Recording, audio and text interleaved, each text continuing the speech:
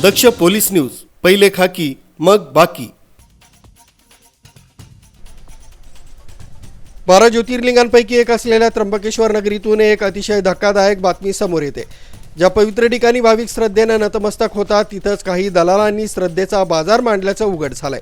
त्र्यंबकेश्वरचा दलाल बादशाह म्हणून ओळखल्या जाणाऱ्या संशयित आरोपी कडलकच्या बँक खात्यातून तब्बल कोट्यावधींचे व्यवहार झाल्याची बाब एसआयटीच्या तपासात निष्पन्न झाली आहे। या प्रकरणी लोकप्रतिनिधी आणि पोलिसांनी आता आक्रमक भूमिका घेतली आहे। त्र्यंबकेश्वर मंदिरात दर्शनासाठी येणाऱ्या भाविकांची लूटमार करणाऱ्या टोळीचा पर्दाफाश झाला असून तपासाची सुई आता मास्टरमाइंड कडलककडे वळवली आहे।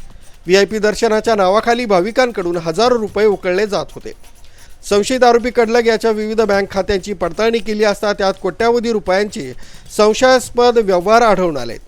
तपासात अजून अनेक बाबी उघडकीस येण्याची माहिती पोलीस अधीक्षक बाळासाहेब पाटील यांनी दिली आहे।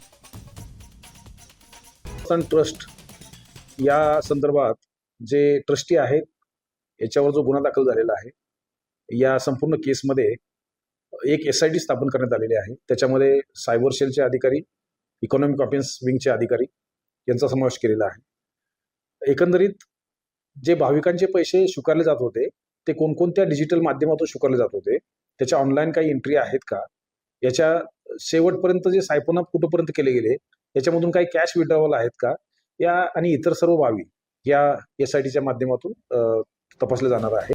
गर्दीचा फायदा घेऊन लांबून येणाऱ्या श्रीमंत भाविकांना हेरलं जायचं, त्यांना रांगेत उभं न करता थेट व्हीआयपी एंट्री देण्याचं आमिष दाखवून मोठ्या रकमा वसूल केल्या जात होत्या। हा घोटाळा केवळ एका व्यक्तीपुरताच मर्यादित नसून यात मंदिर परिसरातील काही प्रभावशाली लोकांचा आणि कर्मचाऱ्यांचा हात असल्याची शक्यता एसआयटीनं व्यक्त केली आहे। न्यूज ब्युरो, दक्ष पोलीस न्यूज, त्र्यंबकेश्वर।